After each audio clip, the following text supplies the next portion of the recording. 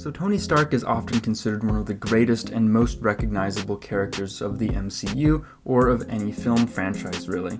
And I think that with a lot of things in entertainment, big successes are often kicked off with good first impressions.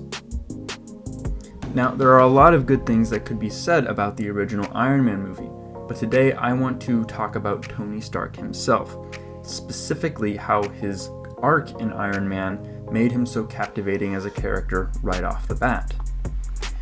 The actual story of Iron Man is basically a character arc depicting Tony's transformation from an arrogant douchebag to a more gallant, likable hero. At face value, he seems to just go from being a bad guy to a good guy, but that in and of itself is not inherently interesting.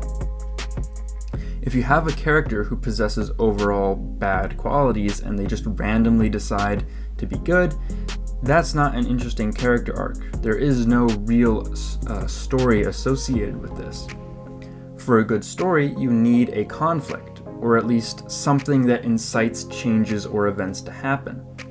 And a character arc is basically the story of a character's nature or perceptions.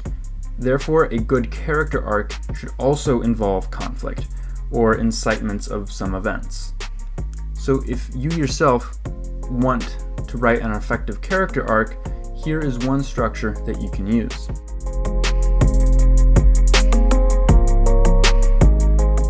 For any story or plot to work, you first need to establish what the initial conditions are.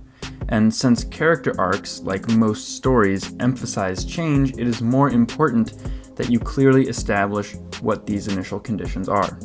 And for a character arc, this initial condition is simply, what is our character like in the beginning? All of us who've seen Iron Man know how Tony Stark starts his character journey. He's arrogant, cocky, selfish, he insults and belittles others, he sells weapons that kill people. While you have a bunch of plot stuff going on in the beginning of the movie, moments are also taken to establish the equally important initial state of our main character. I mentioned earlier in the introduction to this video that the incitement of changes or events is important. Why does something happen? Why do characters make the decisions that they do? What is the stimulus that causes the initial condition to be changed? Change usually cannot happen without some external force. For character arcs like that of Tony Stark, you need something that causes the character to go down their transformative journey. When Tony Stark is nearly killed by his own bomb and sees his weapons being used for evil, that is the incitement of his change. By seeing suffering done indirectly by his own hand, as well as the sacrifice of Jensen, Tony is motivated to reconsider his nature. And we see this positive change in several ways. His strength and resolve in the cave, his care for Jensen, going into harm's way to save others, and perhaps most significant of all to the plot, dismantling Stark Industries' weapons manufacturing. This is what makes Tony as a character, as well as his arc, so intriguing. He begins the journey one way, ran into an external stimulus, and then came out the other side as a different person. Remember, what the incitement or stimulus is needs to be relevant to your character and their situation in order for the audience to feel its weight. Now, obviously by this point the movie isn't over yet, and neither is Tony's personal evolution. One of the things that makes a story intriguing is when developments have consequences. When Tony decides to stop making weapons and to become Iron Man, there are consequences to those changes.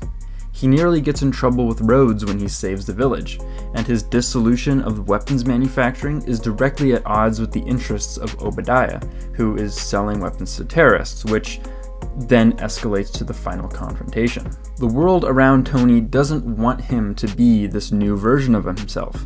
It wants him to remain the old version. And this just adds a whole new layer to his character arc. Not only has he gone through a dramatic personal change, but he must also fight to maintain it against outside forces. And when he emerges victorious, it only further cements his new persona as more permanent. Not only has he changed for the better, but it's a change that's here to stay. And that is what gives his change weight and meaning. So to summarize, here's the basic outline of a character arc that is given to us by this movie. The character begins in an initial condition, whether it's their personality, beliefs, morals, whatever, and then something happens that challenges, contradicts, or otherwise forces the character to change, either for the better or for the worse, depending on what kind of story you're trying to tell. And then finally, the character needs to somehow reinforce that this change is permanent, or maybe it's not, by facing down some force that seeks to put them back in their initial condition, or to just eliminate them.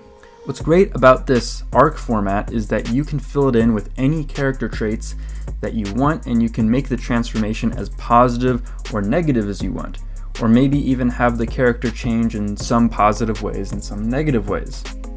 And with all of this in mind, you can now go and make a more satisfying character arc.